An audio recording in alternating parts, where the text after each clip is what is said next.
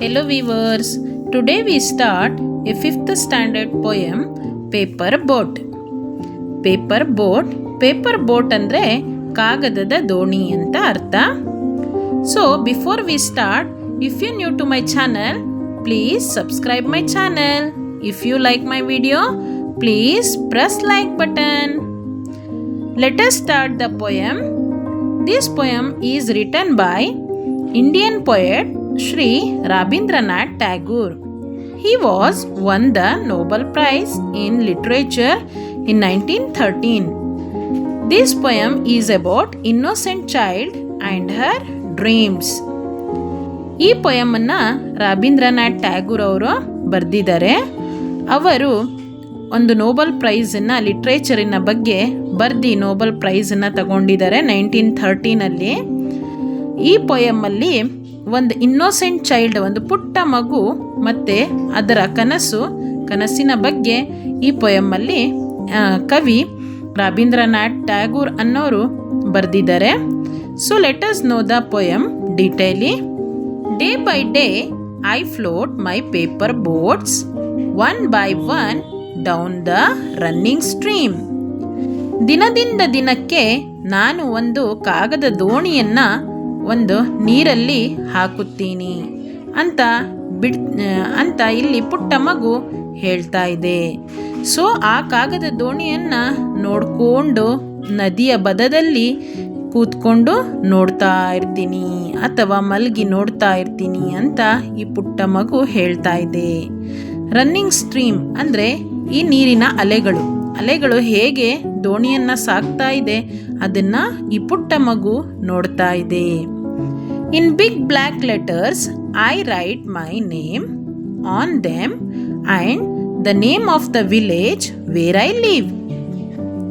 ಈ ಪುಟ್ಟ ಮಗು ಏನು ಹೇಳ್ತಾ ಇದೆ, ನಾನು ಆ ದೋಣಿಯ ಮೇಲೆ ಬ್ಲ್ಯಾಕ್ ಲೆಟರ್ಸಲ್ಲಿ ನನ್ನ ಹೆಸರನ್ನು ಬರೆದಿದ್ದೀನಿ ಮತ್ತು ನನ್ನ ಹಳ್ಳಿಯ ಹೆಸರು ಕೂಡ ನಾನು ಇದರ ಮೇಲೆ ಬರೆದಿದ್ದೀನಿ ಅಂತ ಈ ಪುಟ್ಟ ಮಗು ಹೇಳ್ತಾ ಇದೆ. I hope that some strange land will find them and know who I am. So ಇಲ್ಲಿ ಏನು ಹೇಳ್ತಾ ಇದೆ ಈ ಮಗು, ನಾನು ಯಾರು ಅಂತ ಗೊತ್ತಾಗಲಿ ಅಂತ ಒಂದು ಪುಟ್ಟ ದೋಣಿಯ ಮೇಲೆ ತನ್ನ ಹೆಸರು ಮತ್ತು ಗ್ರಾಮದ ಹೆಸರು ಬರೆದು ಆ ನೀರಲ್ಲಿ ಬಿಡ್ತಾ ಇದೆ. ಸ್ಟ್ರೇಂಜ್ ಅಂದರೆ ವಿಚಿತ್ರ. ಈ ವಿಚಿತ್ರ ಭೂಮಿಯಲ್ಲಿ ನಾನು ಯಾರು ಅಂತ ಗೊತ್ತಾಗಲಿ ಅಂತ ಈ ಮಗು ಒಂದು ದೋಣಿಯ ಮೇಲೆ ತನ್ನ ಹೆಸರು ಮತ್ತು ಗ್ರಾಮದ ಹೆಸರು ಬರೆದು ಬಿಡ್ತಾ ಇದೆ. I load my little boats with shiuli flowers from our garden. So ಈ ಬೋಟಲ್ಲಿ ಏನು ಮಾಡ್ತಾ ಇದೆ, ಶೂಲಿ ಫ್ಲವರ್ಸನ್ನು ಲೋಡಿಂಗನ್ನು ಮಾಡಿ ಬಿಡ್ತಾ ಇದೆ. ಶೂಲಿ ಫ್ಲವರ್ಸ್ ಅಂದರೆ ಪಾರಿಜಾತ ಹೂಗಳನ್ನು ತುಂಬಿಟ್ಟು ಈ ಬೋಟನ್ನ ಬಿಡ್ತಾ ಇದ್ದಾಳೆ. Hope that these blooms of the dawn will be carried safely to the land in the night.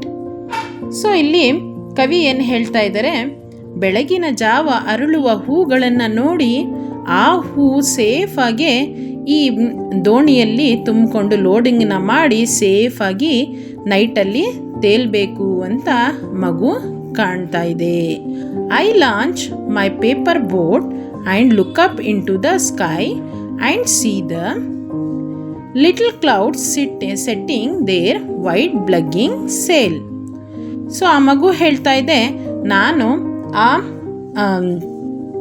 ಆ ಬೋಟನ್ನು ಮೇಲ್ಗಡೆ ಸ್ಕೈಯಲ್ಲಿ ಹಾರಿಸಿದ್ರೆ ಆ ಬೋಟ್ ಹಾರುತ್ತೆ ಮತ್ತು ಸ್ಕೈ ನೀಲಿ ಆಕಾಶ ಏನಿದೆ ಅದೆಲ್ಲ ನೋಡಿಕೊಂಡು ನನ್ನ ಬೋಟ್ ಕೆಳಗಡೆ ಬರುತ್ತೆ ಅಂತ ಹೇಳ್ತಾ ಇದೆ.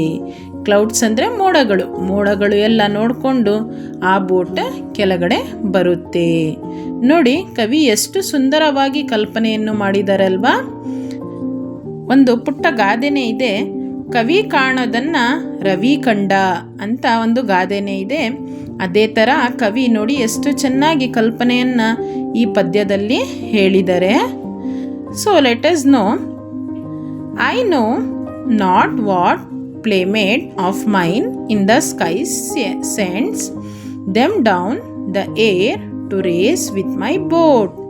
ಆ ಮೇಲ್ಗಡೆ ಬೋಟ್ ಹೋಗಿ ನಾನು ಮೋಡಗಳ ರೇಸಲ್ಲಿ ಬಿಡ್ತೀನಿ, ನನ್ನ ಬೋಟನ್ನು ಮೋಡಗಳ ರೇಸಲ್ಲಿ ಬಿಡ್ತೀನಿ ಅಂತ ಈ ಮಗು ಕಲ್ಪನೆಯಲ್ಲಿ ಹೇಳ್ತಾ ಇದೆ.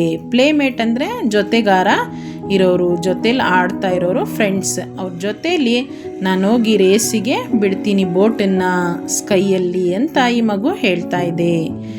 When night comes, I bury my face in my arms and dream that my.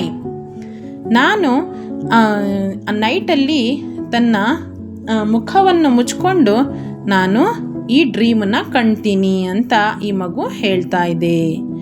Paper boat floats and on under the mid night stars.